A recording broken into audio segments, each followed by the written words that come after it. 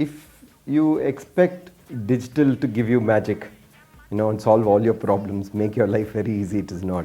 It's the same. You're still struggling to make a film. It's just the format in which you record, the format with which you do changes. I think like all technology that changes, I think digital is there to stay. It is tomorrow, there's no doubts about it. But some of us are hardcore film fans, so our leaning towards it is more nostalgic, more, more years of working with that and liking the grain of a film.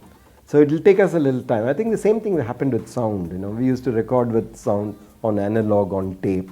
And when digital came in, we all felt that digital is too sharp, too clinical, but over the time we've gotten used to it. Over the time digital was also developed enough, but the work only gets more and not less with digital. I think technique in a film should be invariably hidden, it's like grammar in a written piece. It should not be, only when it makes a mistake should it come out, otherwise you should be imperceptible.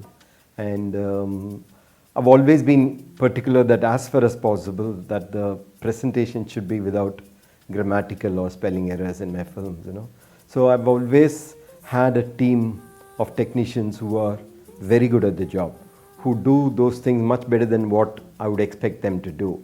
So it is easy for me to ask them for more, So they were all, they have always been fantastic people, And it is not only important that you have technicians who are very good, but you want technicians who are interested not in their technique, but in the film as a whole, who are along with you when you narrate a story, You need an art director by you to know what the story is and how to present the entire picture, how to give the setting, how to decorate it, how to bring in the elements that a character will possess into the properties that will be in the character's world.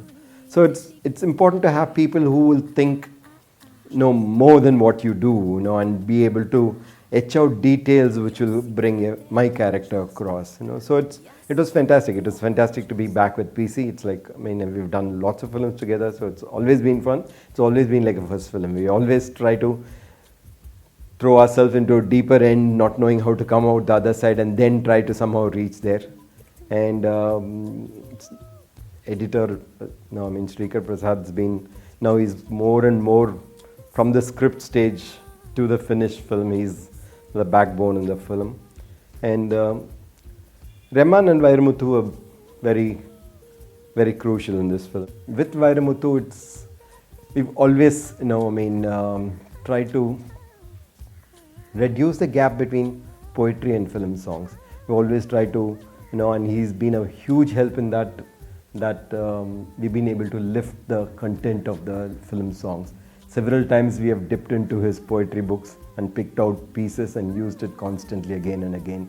And in this film also is no different. We have used pieces from his books and telling him that this is the one we want. It is not conventional. The lyrics are not conventional. It is not a conventional Pallavi, Charanam, Pallavi. It flows with it.